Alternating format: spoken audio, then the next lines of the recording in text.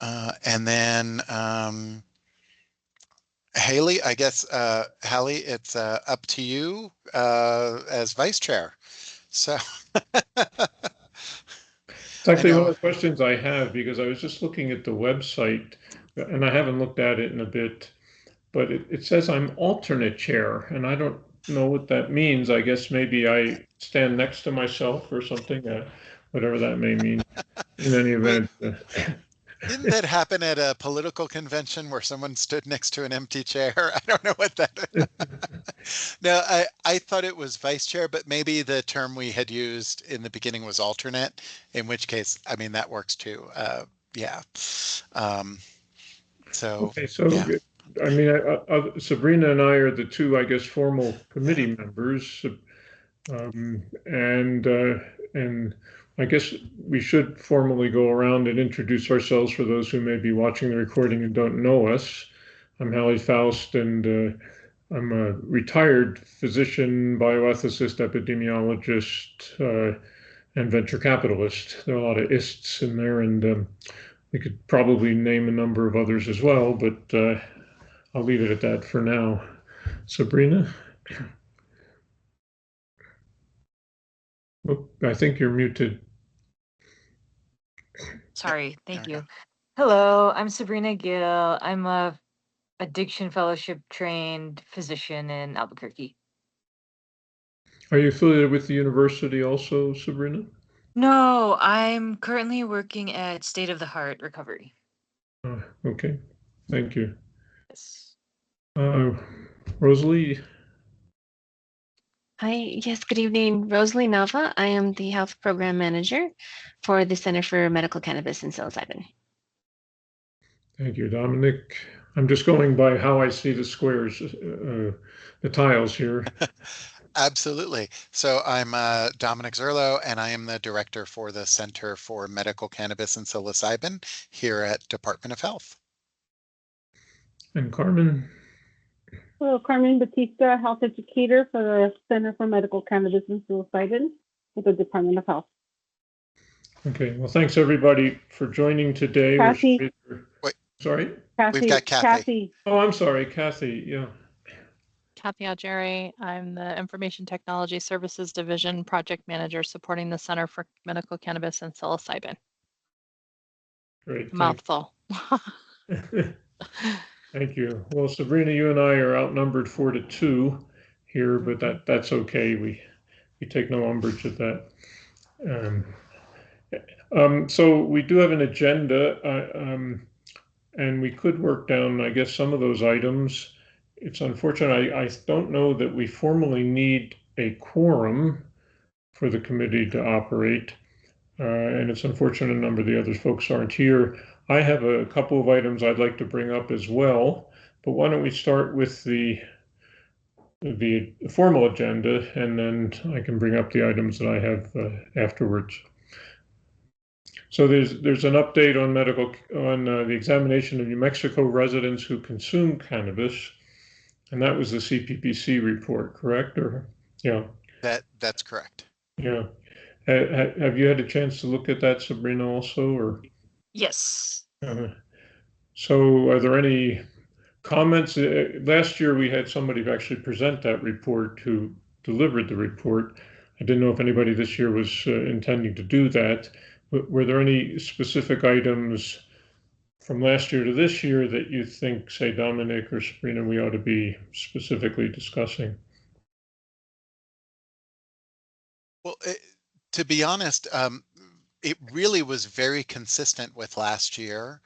Like the data was not in any real there was no real significant difference between the data from last year to this year. So I don't know that we really need to focus on particular areas. The one thing that we did do differently this year is we did ask the questions about psilocybin, but that doesn't really pertain necessarily here. It's very interesting. And I personally, as I read through it, was like, oh, that's really happening. The one thing I would say that from that aspect that really would sort of impact from a cannabis standpoint is the number of people who actually were reporting using both.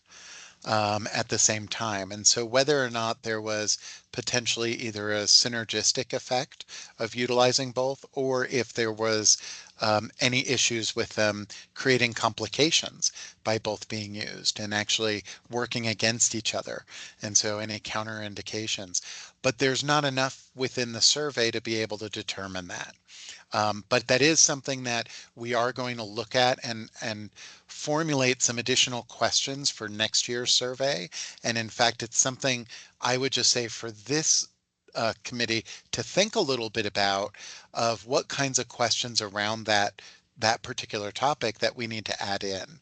Because are there potential dangers with both medications being utilized? Or even does it bring up just other potential questions about counterindications with other medications that we haven't really explored in the past? So I would really say from that standpoint, I think that's the biggest thing. And that all the other areas, though, it really was within a percentage point or two, nothing of any real significance of changes with any of the real areas of questions that were asked. And it raises a question or two in my mind. First of all, the psilocybin component for the law that was passed recently, are there any regulatory requirements for reporting from the Department of Health to the state legislature like there are for cannabis? That's a great point. Technically, there is not, but we have been asked to provide a report after the program gets established and that a year of patients being treated has occurred. We're actually jumping ahead of that by working to get some of these other questions and surveys to be done. So we have some baseline data so that we can actually look at it from that standpoint. But that's a great question. There's not a requirement for a report, but this kind of report that we're doing now, for example, didn't exist for the first 12 years on the cannabis level Right. either. So I anticipate at some point, even if we don't provide a report, the legislature would start asking for one. So we're just going to jump ahead and we're going to start work on making sure that we actually create a report. And is that something that may have similar categories to the categories we're dealing? I mean, some of them wouldn't be necessarily relevant, presumably, but I mean, they all could be, but similar categories or? I think that's going to depend on how the regulations get formulated, on how exactly how the program's going to be set up, because it's going to be set up in a bit of a different way, because it will be clinical only or medical settings, for example. So it's not going to be the kind of thing where someone can go to a dispensary to purchase and use at home, at Hmm. least not with the way the statute is set up right now. And so I think the categories are going to be a little bit different, but I think from a safety standpoint, there's still going to be some of the same categories that may actually not be for the patients who are in the program, but maybe for people who are using it through, underground sources. And so looking at, again, for example, are people using psilocybin on microdoses and then getting into a vehicle? And are there issues with that? And so some of that, that driver on the road safety issues, I think can fit within it.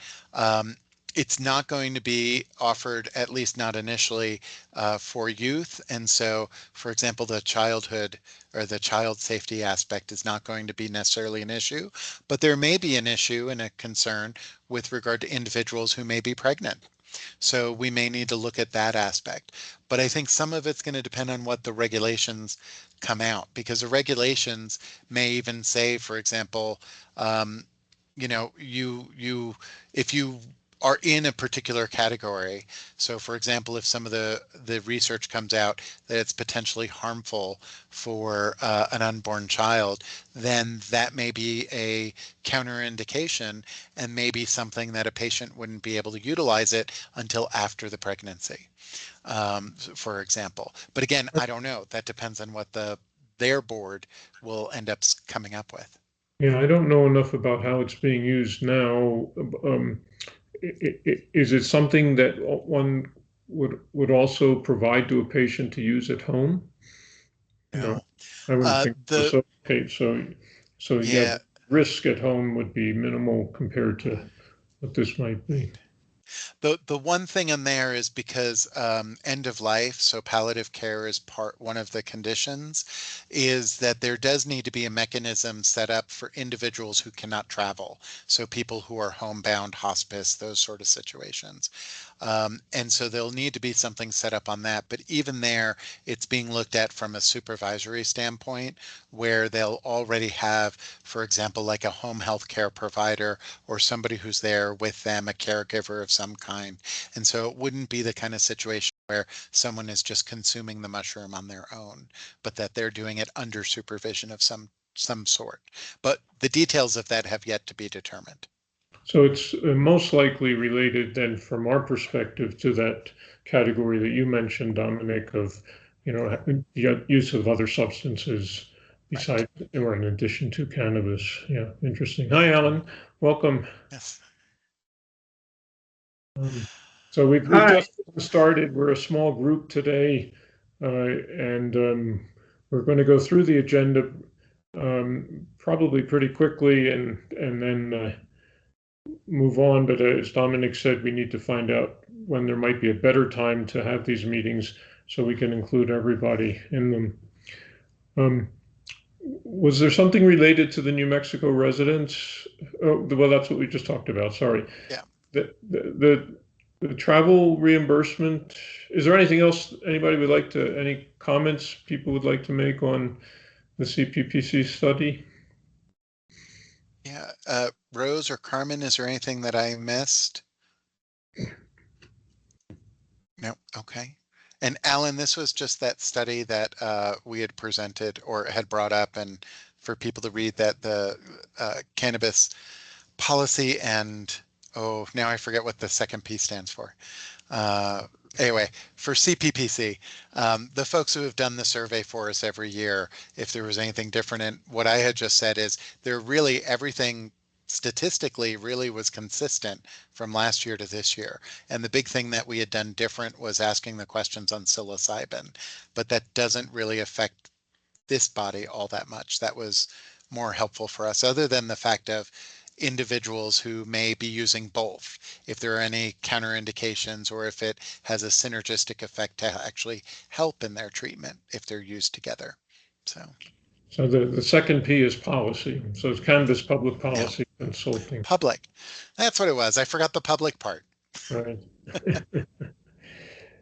Okay, so I guess the next item is just administrative for travel reimbursement. Does Yeah. anybody need to deal with this at the moment who's on this line? I Yeah. have no issues. Alan or Sabrina, do you need reimbursement for anything? No. Okay. I got mine all taken care of very Yep. nicely. Okay, great. Yeah. Okay, So great. yeah, now to the substance, I guess, on the SharePoint. One of my questions is, how do we know when somebody's not just submitted something, but that they feel pretty confident that it's their final draft before it goes through being edited for the final draft that will go to the secretary? Yeah. And then to the legislature. So is there anything on that would, that whoever is finalizing their draft could then click and say, this is done, please go ahead, Eileen and Hallie, take a look at it? Hallie, that's a great point. What we could ask people to do is to maybe change well, wait, Kathy, your light blipped up a little bit. Do you have an idea first before I speak about what I was thinking? No, I think somebody just closed the door here and it Oh, picked up a loud sound. But no, I gotcha. didn't say anything. Okay. What I would say is that when someone is ready for it to be finalized, is they just adjust the name, so modify the name of the file, just to sort of say ready for review. And I would say ready for review because the final version will be what we get to after that review has occurred. Sure. But I would suggest that unless somebody else has a better suggestion. No, that's fine with me. And if this will be in the meeting minutes, but if also maybe putting that out to everybody in case they don't diligently read the meeting minutes.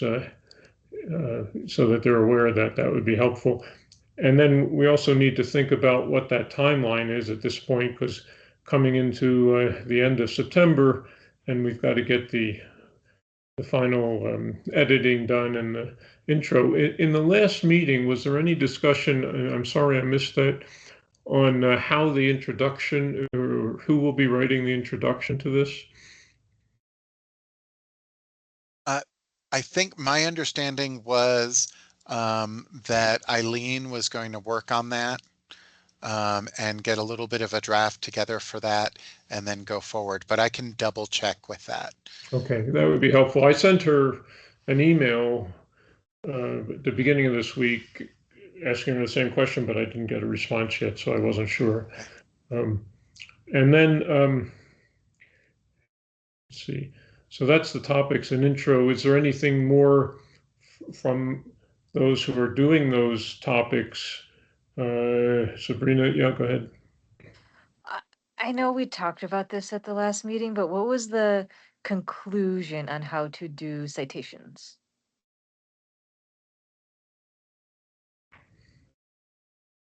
Oh, good question. I have to go back and look on that one as well.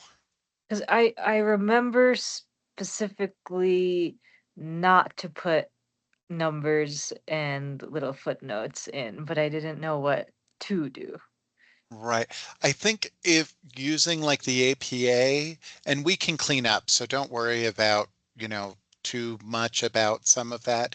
Like we can go through and do that, but I would think using APA, so doing author's last name and year. And of course, if it's a long document, I always recommend to put location as well. So like if it's a page or if it's a website, the paragraph for it in that, because then that just helps direct people to it. But I think that would work because we did find that the numbers last time created a lot of problems for the final version. Um, and so I think that's what we said last time. Rose, do you recall, or Kathy? Eh, But I'll have to go back and look at that to see. Um, I don't recall, but I was just, just gonna try and go to the notes and see if yeah. it was contained in the minutes, so I'm checking. Thank you, Kathy. And I think the reason why we really said that is because when we had to shift things, like people would delete things, and then the numbers would end up not getting shifted. And so then what was number 4 actually was really, number like 6 or something Yep. like that. And it created a lot of issues to figure out what it is. Um, so, Yeah, that sounds reasonable. In a book that I edited, we had all the authors do something similar and use that system, even though many of them wanted to do the more typical medical oriented mhm. uh, footnote approach. So, Well, and I think one of the important things to remember is because it's going to be read by legislators and the public, they tend to find it easier if the author's name is there rather than with the numbers, because then it ends up getting just bypassed, quite frankly. But I mean, I think those of us who are used to using the different systems, notation systems, it's not so much of an issue.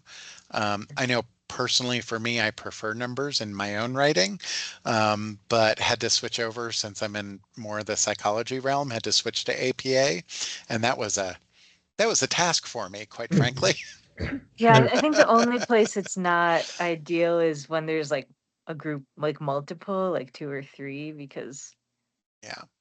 then it's just a lot. But It, no, that's yeah. so my section believe is mostly done, except I'll update it into APA format.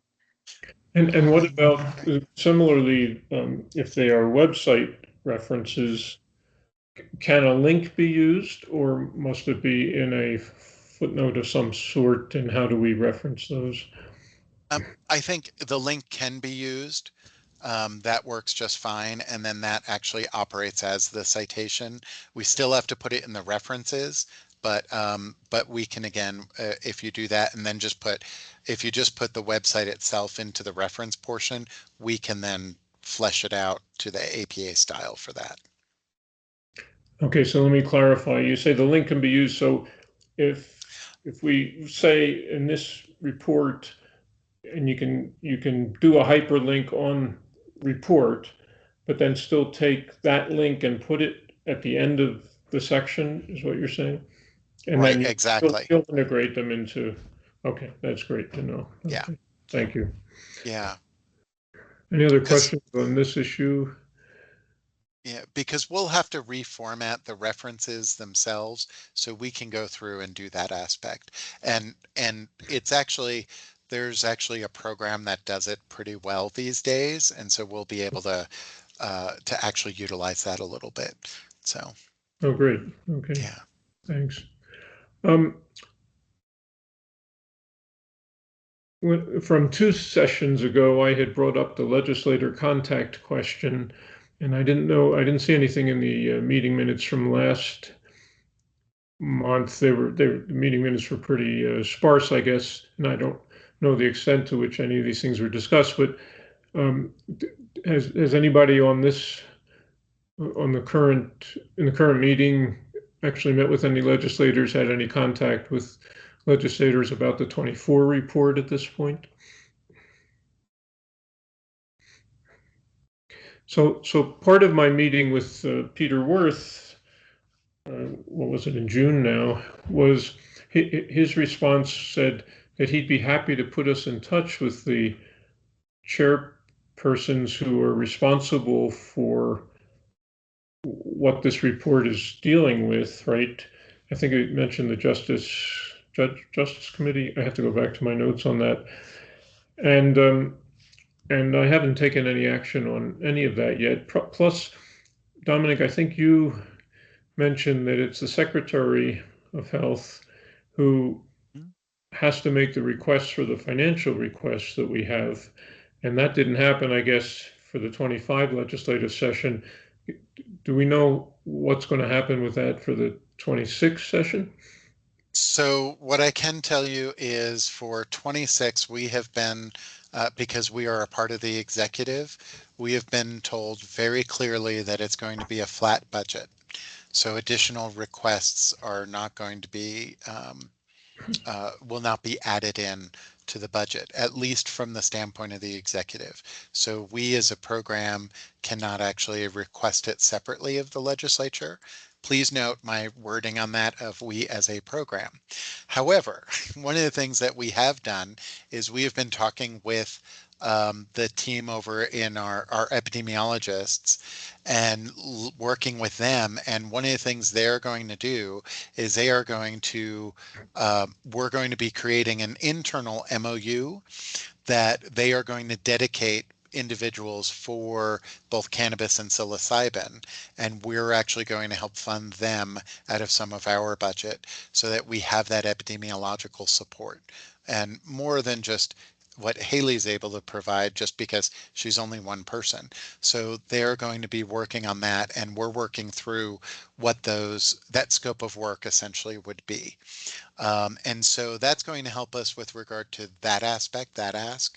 And I think that's going to work pretty well. And I've already sat down to figure out, but from a budget standpoint, how we can make that work.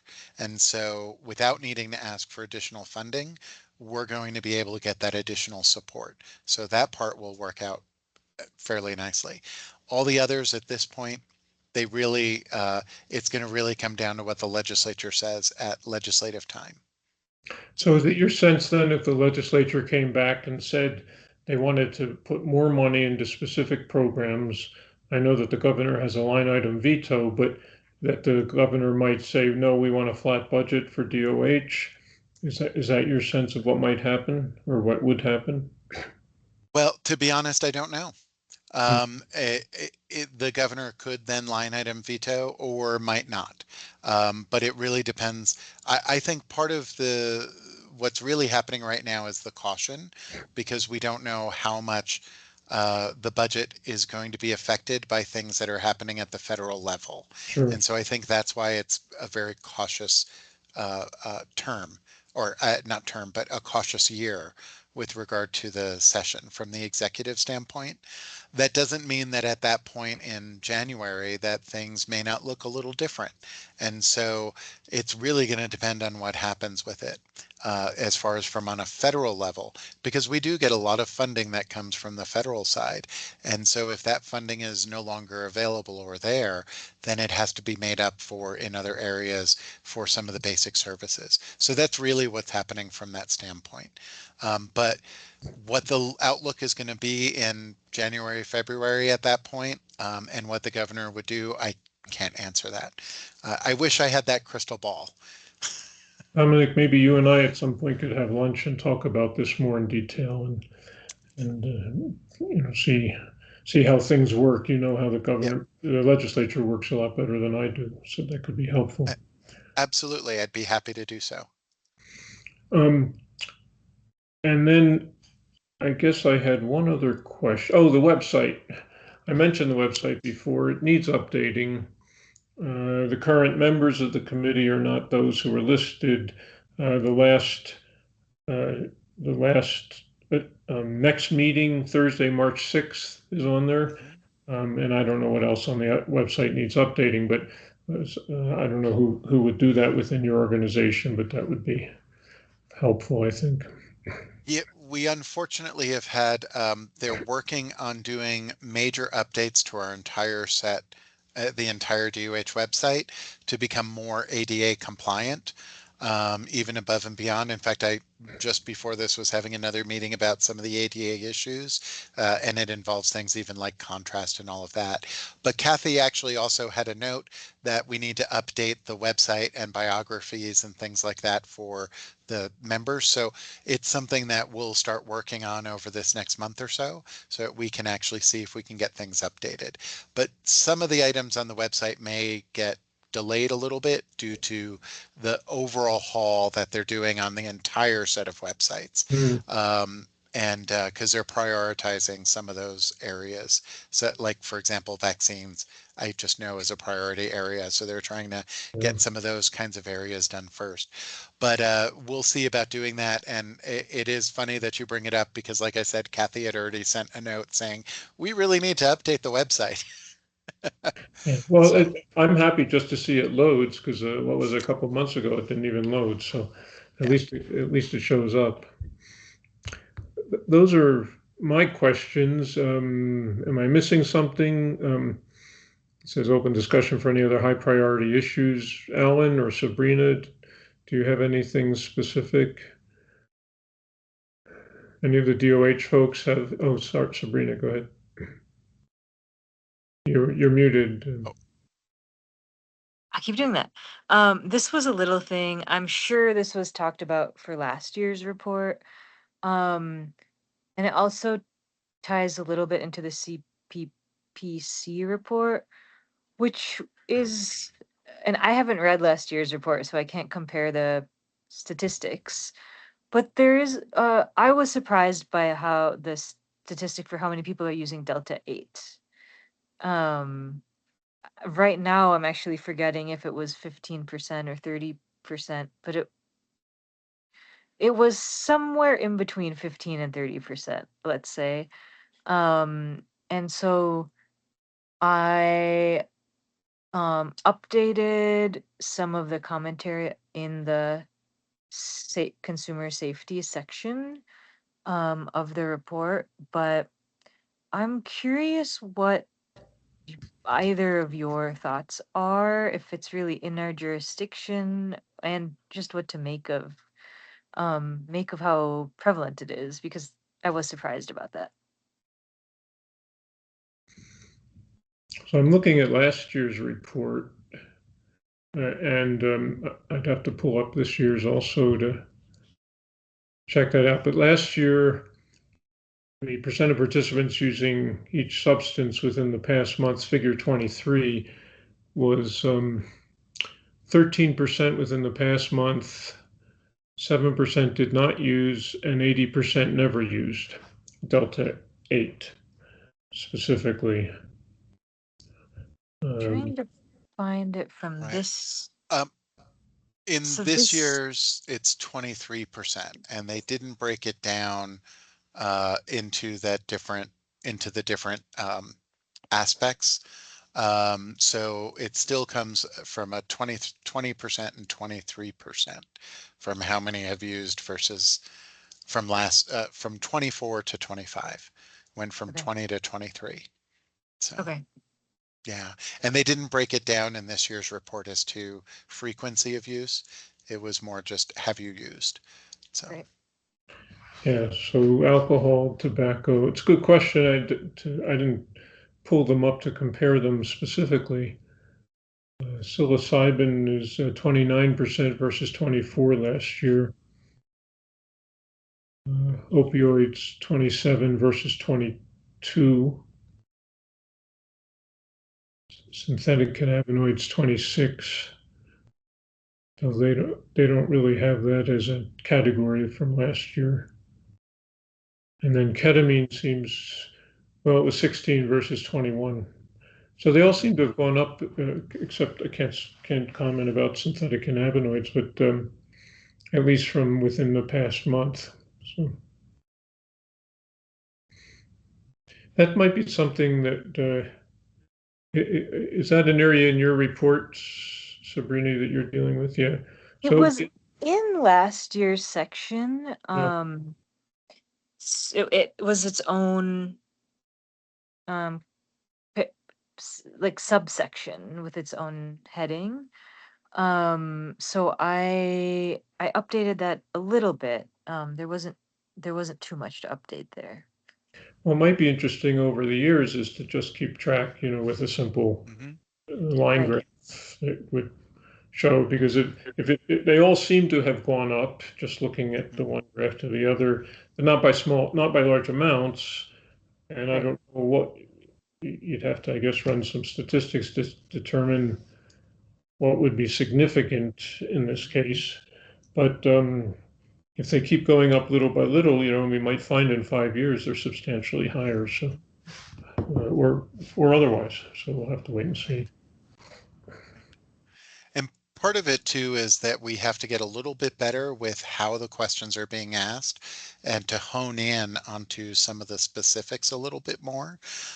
Because even just looking at how, whether it was used in the past month or used previously, we need to hone in on that a little bit to get a little more detail about what's the frequency, because is it past month used one time?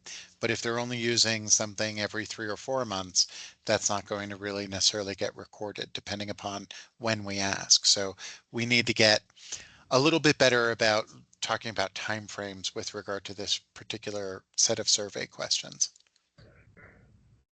Sure.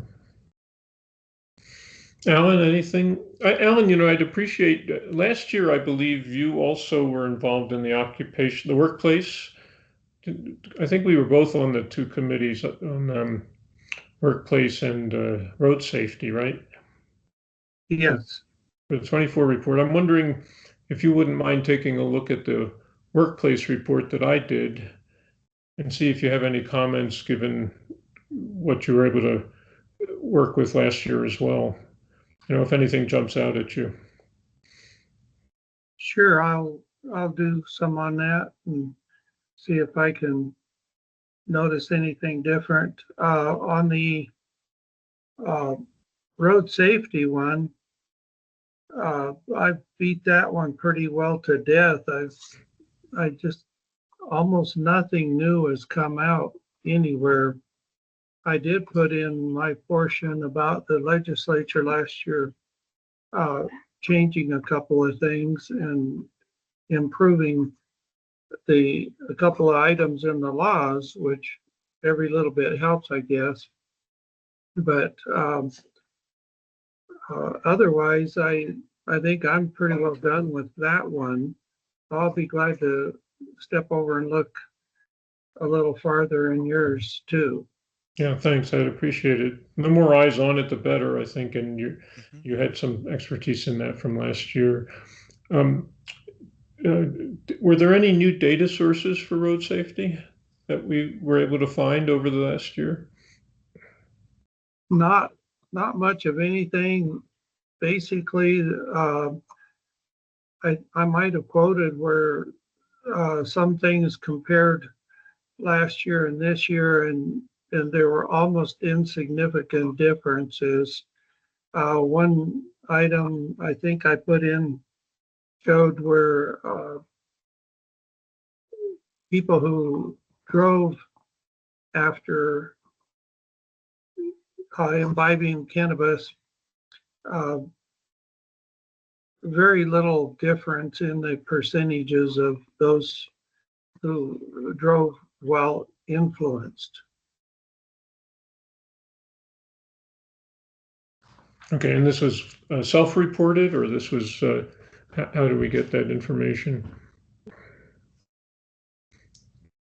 Or that I, CPPC report? I read newer, just in general reading on the subject all over the place. I'm just seeing not anything new enough to, or different enough to bring in and put in. I just didn't see the significance of it. If there had been uh, an improvement in studies or something, I think that would have been worthwhile to put in, but the actual data itself is so pretty much monogamous. I just left it alone. Okay, great, thanks. Well, it might be, Dominic, that also, I don't know how available Eileen would be, but that we could sort of have conference calls with each section author to see if there's anything else in addition, or we ought to be thinking about, or corresponding about before we try to go through and do any kind of sort of formal editing. And we can ask questions similar to what we were just doing now. Right. Yeah, I can reach out and see what she thinks. Okay, So, thanks. yeah. I don't have anything else. Just anybody else? All right, so the next meeting, you're suggesting maybe we should use a doodle poll or something so that we can make sure we get enough people on. So it's a more robust committee membership Right. present. Okay.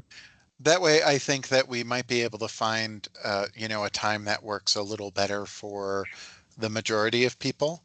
But I guess my question on that would be how much of a time frame? So did you all want us to look at a time period 2 weeks from now, 3 weeks from now? What do you think would be best? Well, given that we didn't have a large membership on this um, meeting, it might be worthwhile to try and do 2 to 3 weeks from now, Okay. and then try to lock down, and so that then Eileen and I can go in and finish the editing and discuss the intro and all of that, whatever she's working on for the intro. That would be helpful. Alan, I don't think you were on when, maybe you were when we agreed that if you're done with your report, you can write on it. What was the wording you recommended, Dominic? Uh, Ready for review. Ready for review. Um, Just change the title of the document to ready for review, and then continue, road safety. And that way we'll know it. Otherwise, we can be spinning our wheels if people are still going to want to edit what they're doing. So, Well, I think mine's reached its pinnacle, so we can consider that pretty well done. okay, we'd be at the 99.1% rule there. If anything, we're going to be happen. That's great. Okay, thank you. okay. And what I'll do is when we send out the email with the link to the poll, we'll include that point about, adjusting the name of the file once it's ready for review. And what was the other point? And nope, that was it. That was the only other point I had in the email. So it would have the poll for the next meeting and then the ready for review. And then I was also going to add, we'll include the the W-9 for if anybody does need reimbursement, we'll just include that on in just so everybody has that. That was my other point. And then you might want to comment on the decision that you made about how to do references. Yeah, Great. folks. Yes. Great. Well, it's always nice to have meetings Okay. run short. Even if maybe we would have had further discussion if more folks were on. But if there's nothing else that anybody has to say at the moment, look forward to seeing you at the next meeting. All right. Thanks a lot. All right. Thank Thank you, you. everybody. Bye-bye. Bye. Thank you. Good day.